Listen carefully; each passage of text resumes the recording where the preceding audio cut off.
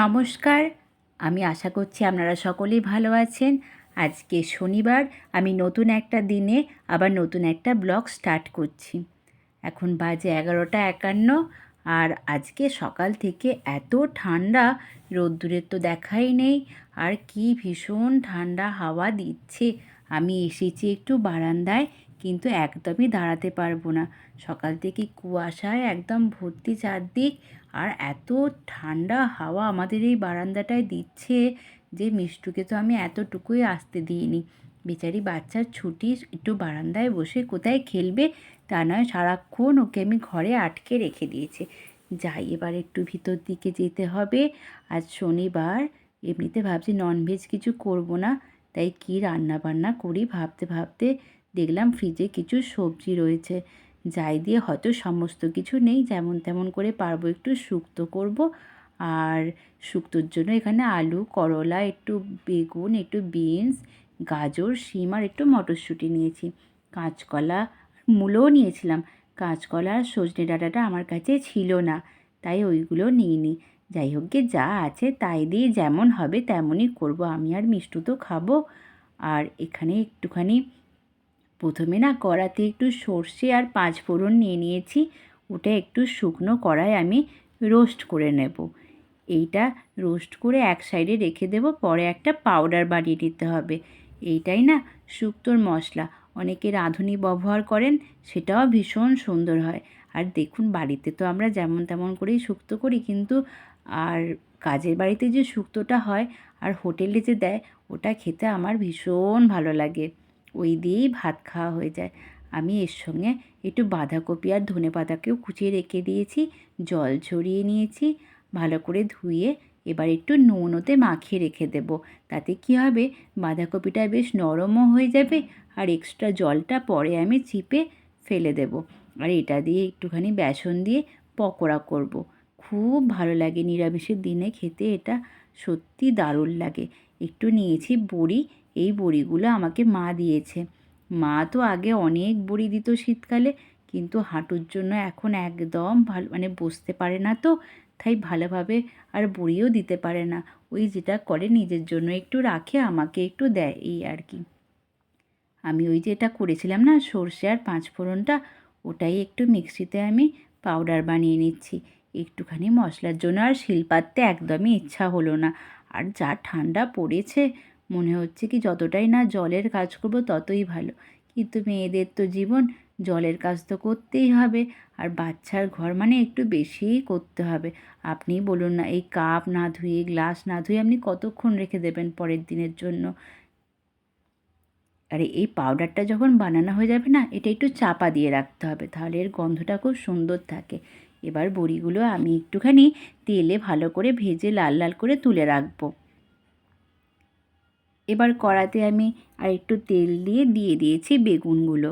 বেগুনগুলো না আমি আজকে এতটুকুই হলুদ মাখাইনি, কারণ হলুদ দিলে বেগুনের রঙ, ওই যে রঙটা থেকে না, শুক্তোর রঙটাও হলদেটে হয়ে যায়। আর আমার না ওই শুক্তের রঙটাই, দুধের যে কালারটা আসে, ওই কালারটাই বেশি ভালো লাগে। সেজন্য আমি আজকে হলুদটা অ্যাভয়েড করেছি। এর মধ্যে মিষ্টুকে আমি দিয়ে দিয়েছি একটু অরেঞ্জ জুস। ও সকাল থেকেই বায়না করছিল আমাকে অরেঞ্জ জুস বানিয়ে দাও। ওর তো বিশাল লেগেছে, বলছে হেভি হয়েছে। দেখুন, যত দিন যাচ্ছে যেন বাচ্চা হয়ে যাচ্ছে। একটা অরেঞ্জ ছাড়িয়ে খেতে কি হয় বলুন, কিন্তু না, ওর তো অরেঞ্জ জুস চাই। বলছে তো খুব ভালো হয়েছে, আমাকে এরকম রোজ বানিয়ে দেবে। অ্যাকচুয়ালি স্কুল থাকলে না এত কিছু আবদার করার সময় পায় না। সকালে ধরুন ওই একটু অল্প খেয়ে একটু টিফিন নিয়ে বেরিয়ে গেল, আর তো সারাদিন থাকেই স্কুলেতে, সেই 2টোর সময় ধরুন আসছে। তাই আমি তো ভাবি পরের বছর থেকে সেই বিকাল 4টের সময় আসবে। অতক্ষণ কি করবে স্কুলে, কি করে থাকবে, ওই তো খায়, জানি না কি করবে। আর জানেন, এই ভ্যাকেশানগুলো যখন পড়ে, প্রথম দিকটা এত দুষ্টুমি করে, একটুকু তো পড়াশোনা করেই না, সারাক্ষণ খেলে বেড়ায়। আমি বারণও করি না, কারণ খেলার সময় তো ধরুন এখন আর পায়ও না, আর ফ্ল্যাটের নিচেও তো যায় না। সেই একটা ফ্ল্যাটের মধ্যেই বন্দি হয়ে থাকা। আমরা ছোটোবেলায় কত খেলেছি বলুন দেখিনি। আর এই দেখুন না, একটু অল্প তেলেতে আমি এদিকে একটু সবজিগুলোকে ভেজে নেব। খুব বেশি কিন্তু তেল আমি দিইনি, কারণ আমার তো সবজিটাও কম। তাই অল্প তেলেই আমি করছি। আমি তো এক এক সময় শুধু বেগুন আর করলাটা ভেজে রেখে দিই, আর তারপরে জিরে একটু শুকনো লঙ্কা ফোড়ন দিয়ে তার মধ্যেই বাকি সবজিগুলো দিয়ে দিই। আমি গেছিলাম একটু ওইদিকে, এসে দেখছি এই যে ইনি এসেছেন মটরশুঁটি খেতে। উনি মটরশুঁটি খেতে আর স্যালাড খেতে ভীষণ ভালোবাসেন। তাই এর ফাঁকে টুকটুক করে এসে উনি মটরশুঁটি নিচ্ছেন আর খাচ্ছেন। আর ও কিন্তু শসা গাজর এগুলো কাটতেও পারে, যদিও আমি ওকে হাতের কাছে ছুরি দিই না বলে ও কাটে না, কিন্তু পারে। আমি একটুখানি যদি ওকে পিল করে দিই না, ও দেখি কী সুন্দর আস্তে আস্তে করে স্যালাডটা আমাকে কেটে রেডি করে দেয়। আর আমি এদিকে একটু দুধ নিয়েছি, আর দুধের মধ্যে আমি একটুখানি ময়দা ভালো করে মিশিয়ে এটা রেডি করে রাখছি। আর ওইদিকে শুক্তোটাতে আমি একটু পোস্ত, একটু সর্ষে আর একটুখানি আদা বাটা দিয়ে ওটাকে কষিয়ে একটু অল্প জল দিয়ে সবজিগুলোকে সিদ্ধ হতে দিয়েছি। যেই না ওটা হয়ে যাবে তখন এইটা আমি দিয়ে দেবো দুধটা। আর এই যে দেখতে পাচ্ছেন বাঁধাকপিটা আমি কেটেছি, এবার ফ্রিজে আনতে গিয়েছিলাম দুধ, গিয়ে দেখি না সজনে ফুল। আমার একদম মনে ছিল না সত্যি বলতে। আমি কালকে গিয়েছিলাম 2 নাম্বার মার্কেটে, ওখানে একজন এই সজনে ফুল নিয়ে বসেছিল। এই এই কদিন ধরুন আমি তো সজনে ফুল আর কাউকে বিক্রি করতেও দেখছি না, কিন্তু এরকম সিজনে আমি পেয়েছি দেখে তো আমি আর লোভ সামলাতে পারলাম না। এই সজনে ফুল ভাজা খেতে আমার খুব ভালো লাগে। আর মোটামুটি ফুলটা পরিষ্কারই ছিল, একটুখানি ডাঁটিগুলো আলাদা করে বেছে ধুয়ে নিলেই হয়, ব্যাস। আর জানেন তো এই সজনে ফুল বলুন, সজনে ডাঁটা বলুন, সজনে পাতা, এই সমস্ত কিছুই কিন্তু আমাদের শরীরের জন্য ভীষণ উপকারী। আমার যদি একটু আগেও মনে থাকতো না, তাহলে আমি আজ এই বাঁধাকপি ধনেপাতার পকোড়াটা করতাম না। আমি এই সজনে ফুলগুলোতেই একটু বেসন, একটুখানি হলুদ গুঁড়ো, একটু কাঁচা লঙ্কা কুচি, একটু পোস্ত দিয়ে এগুলোই বড়া করতাম। কিন্তু আমার একদম মনে ছিল না, কারণ এত কিছু তো আমাদের লাগেই না। খাওয়া তো ধরুন ওইটুকু ওইটুকু ভাত, তার মধ্যে একটা শুক্তো হলেই হয়ে যায়, তাও প্রথম পাতে কিছু একটা হলেই হলো। আর এইদিকে দেখতেই পাচ্ছেন আমার শুক্তোটা মোটামুটি হয়েই গেছে, এবার নামিয়ে নেওয়ার পালা। তাই যেটা বলছিলাম, এই বাচ্চাগুলো দেখুন এই ভ্যাকেশানগুলোতে এত দুষ্টুমি করে, তখন প্রথমটা কি ভীষণ রাগ হয় আমার। হ্যাঁ, এত বদমাইশি কেন করছিস, এটা কেন করছিস, সেটা কেন করছিস। আমি শুক্তোটা হয়ে গেছে তো একটু উপর থেকে ঘি দিয়ে দিলাম। কিন্তু জানেন, তারপর যখন স্কুলটা খোলে তখন না মনের ভেতরটা কেমন যেন হয়। ইস, কটা দিন বাড়িতে ছিল, হ্যাঁ বেশ খেলছিল বাড়িতে, কেমন ফাঁকা ফাঁকা লাগে। কারণ ওর বাবা তো ডিউটি বেরিয়ে যায় সেই সকালে, অনেক অনেক রাত্রেই ধরুন আসে, যেমন কাজের চাপ থাকে ওর। আর বাড়িতে থাকলেও ধরুন ওর মিটিংও চলতে থাকে, নয়তো ওয়ার্ক ফ্রম হোম করতেই থাকে ও। এত কাজের চাপ, ওর সঙ্গে তো কথা বলার সময়ই হয় না। তাই ওর মিষ্টুর সঙ্গেই যা কথা বলা হয় আর কি। প্রথম কদিন মনটা খুব খারাপ লাগে, তারপর যা আস্তে আস্তে ঠিক হয়ে যায়। জানি স্কুল তো যেতেই হবে, আমরাও তো স্কুল কলেজ গেছি, আর আমিও তো এখন বাবা মায়ের থেকে কত দূরে এসে আছি। এই যে দেখলেন ঘিটা, আমি কোনো ব্র্যান্ডের প্রমোশন করলাম না, কিন্তু এই জিআরবির ঘিটা আমি নতুন নিয়ে এসেছি। কি ভীষণ ভালো এর স্মেলটা, আপনারা বললে বিশ্বাস করবেন না। আমি রেড কাউ ব্যবহার করেছি, আমি আরও বিভিন্ন কোম্পানির ঘি ব্যবহার করেছি, কিন্তু এটাও খুব সুন্দর। এবার আমি যে আগে থেকে পাউডারটা করে রেখেছিলাম না, ওটা শুক্তোর ওপরে ছড়িয়ে দেব, দিয়ে এবার ঢাকা দিয়ে আমি এই কড়াতেই রেখে দেব। কারণ শীতকাল, ভাত খেতে বসার আগে একটু গ্যাসটা দিয়ে একটু গরম করে নেব, এই যা আর কি। আর এখন তো তবু আমরা অনেক কাছে থাকি কল্যাণীতে, আগে তো আরও দূরে থাকতাম। এখানে নিয়ে নিয়েছিলাম সেই বাঁধাকপিটা, ওটা বেশ জলটা চিপে ভালো করে শুকনো করে নিয়ে নিয়েছি। ওর সাথে নিয়ে নিয়েছি আমি বেসন, আর আর একটু সামান্য লবণ আমার লেগেছিল, দিয়েছি একটু হলুদের গুঁড়ো, আর দিয়েছি একটু অল্প কাঁচা লঙ্কা কুচি। কারণ মিষ্টু তো ঝাল খেতে খুব একটা এখনও শেখেনি, আর আমি জোর করে খাইয়ে না যে খেতেই হবে তোমাকে। আস্তে আস্তে বড় হলে বাচ্চারা সব কিছুই শিখে যাবে। তাই অল্প একটু লঙ্কা দিয়েছি। আপনারা চাইলে একটু চালের গুঁড়ি দিতে পারেন এতে, তাতে সেটা ভালোই হয়। আর একটু পোস্ত ছড়িয়েও দিতে পারেন, সেটাও খুব ভালো লাগে, যদিও আমি পোস্ত আজকে দিইনি। আজকে আমি দিয়েছি কিন্তু আদাকে একটু গ্রেট করে, কারণ নিরামিষ তো। এবার জলটা একেবারেই দিয়ে দেবেন না, তাহলে কিন্তু নরম হয়ে যাবে, তখন অতটা ভালো হবে না। অল্প অল্প করে জল দেবেন, হাতে করে নিয়ে নিয়ে মাখাতে থাকবেন। আপনারা নিজেই মাখতে মাখতে বুঝতে পারবেন।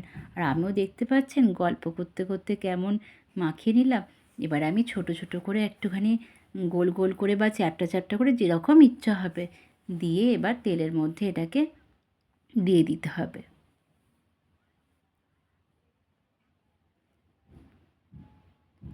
আর একটা কথা জানেন, এই যে পকোড়াগুলো হয় না, যে কোনো পকোড়াই ধরুন, যদি আমরা একদম ফ্লেমটা হাই করে দিই, তাহলে না ওই হয়ে যায় জিনিসটা, বাইরে থেকে তো লাল হয়ে যায় কিন্তু ভিতর থেকে কাঁচা রয়ে যায়। সেজন্য কী করবেন, একটু ফ্লেমটা লোয়ে রাখবেন। আর একটা পিঠ হয়ে যাবে যেই আপনারা বুঝতে পারবেন, তারপর উল্টে দেবেন, দেখবেন একদম সুন্দর ভেতর থেকে ভাজা হয়েছে আর খেতেও ভীষণ ক্রাঞ্চি হয়।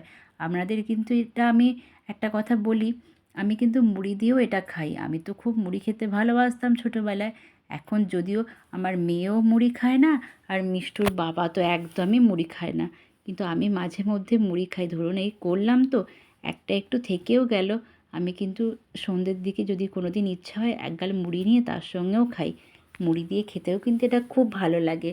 আর আমি শীতকালে কিন্তু আরেকটা ভেজ পকোড়া করি, যেটাতে ধরুন এই ফুলকপি, গাজর, একটু বিনস, ক্যাপসিকাম, কাঁচা লঙ্কা ছোট্ট ছোট্ট একদম কুচিয়ে তার মধ্যে একটু আদা কুচি দিয়ে আর একটু বেসন দিয়ে, চালের গুঁড়ি দিয়ে, নুন দিয়ে, খুব ওটাও দারুণ খেতে হয়।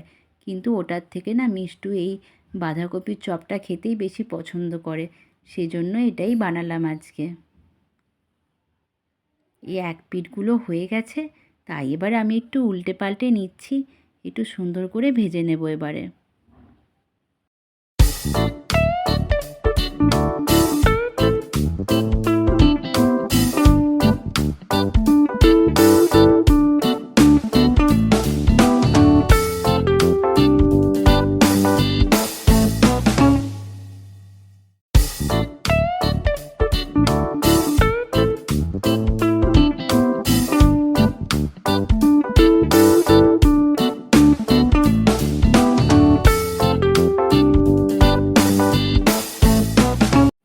আর অন্যদিকে ভাত বসিয়ে দিয়েছিলাম, সেটাও হয়ে গেছে। এবার ভাতের ফ্যানটা গেলে আমি রেডি করে রেখে দেব। আর এইদিকে পকোড়াগুলোও দু পিঠ খুব সুন্দর করে ভাজা হয়ে গেছে, আর দেখেই বুঝতে পারছেন ভীষণ ক্রাঞ্চি হয়েছে। আপনারাও নিশ্চয়ই শীতকালে এরকম পকোড়া বাড়িতে বানান। আপনারা আর কি কি স্পেশাল পকোড়া বানান আমাকে কিন্তু কমেন্টে জানাবেন। আমিও আপনাদের থেকে ইন্সপায়ার হয়ে নতুন কিছু শিখতে চাই। আর এটাও আপনারা অবশ্যই বাড়িতে ট্রাই করবেন। এটা সত্যিই বলছি ভীষণ সুন্দর খেতে হয়। আর এর মধ্যে আমি মিষ্টুর জন্য জলটাও রেডি করে রেখেছি। এরপরে আমি ওকে স্নানটাও করিয়ে দেব। আর যেহেতু স্কুলে ছুটি আছে, তাই ও কিন্তু একটু পুজো আমাকে করেই দেয়। এই ধরুন প্রসাদ আর জলটা দিয়ে দেয়। হয়তো মোমবাতি বলুন বা প্রদীপ বলুন সেটা এখনও জ্বালতে পারে না। আর আমি ওকে শেখাইও নি, কারণ এখন ছোট তো, ওই আগুনের ব্যাপারটা দিতে একটু ভয়ই লাগে। কিন্তু ওই নকুলদানা, জল, একটু প্রসাদ, একটু ফুল, বিশেষ করে যদি ফুল থাকে তবে কিন্তু ও পুজো করেই দেয়। আর গাছে কিন্তু একটা দুটো করে ফুল আমাদের ফোটেই। বিশেষ করে বুদ্ধ জুঁইয়ের একটা গাছ বসিয়েছিলাম তো, ওটা কী ভালো, একদম ঝাঁকে ঝাঁকে ফুল হয়। আর প্রতিদিন পুজোর জন্য 4টে-5টা করে নেওয়াই যায়। আর এই দেখতে পাচ্ছেন পকোড়াগুলো কী ভীষণ সুন্দর দেখতে হয়েছে। আর এই যে ও পুজো করছে আজকে। আর লক্ষ্মী জবাগুলো সত্যি বলতে কি খুব লক্ষ্মী। এত কথা শোনে, একটা দুটো করে নয়তো কোন দিন 4টে, যেদিন যেমন করে। তবে আর এর থেকে বেশি কী আশা করব বলুন। আর যাদের ধরুন মাটিতে গাছ বসানো আছে তাদের তো আমি দেখি ঝাঁকে ঝাঁকে হয়, কিন্তু এই ফ্ল্যাটের বারান্দায় বা জানালায় এর থেকে বেশি আর কিছু আশা করা যায় না। নিত্যকার পুজোটা হলেই হলো। আর এই যে দেখতে পাচ্ছেন, উনি 2 ঘন্টা 2 হাতে বাজাবেন, একটা বাজালে ওনার হবে না। আর আমাকে বলছে তুমি উলু দাও। এখানে সকলের বাড়িতে শুনে যে উলুর ধ্বনি দেওয়া হয় পুজো করার সময়, আমাকে বলছে তুমি উলু দাও। কিন্তু বিশ্বাস করুন আমি কিন্তু একদম ভালো উলু দিতে পারি না। আর আমাদের ছোট থেকে কিন্তু পুজো করার সময়তে মাকে দেখেছি ওই ঘন্টা বাজানো আর শাঁখ বাজানো, উলু দিতে তেমন বিশেষ আমি দেখিনি।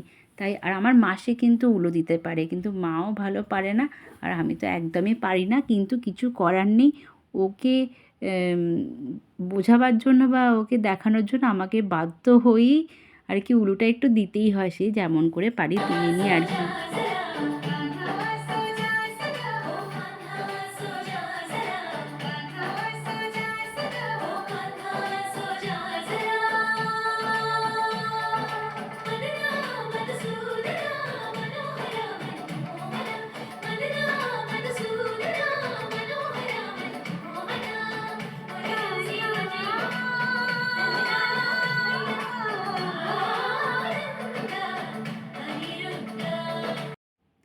আর স্নান টান করে পুজো করে ওর একটু ডান্সটাও প্র্যাকটিস করা হয়ে গেল।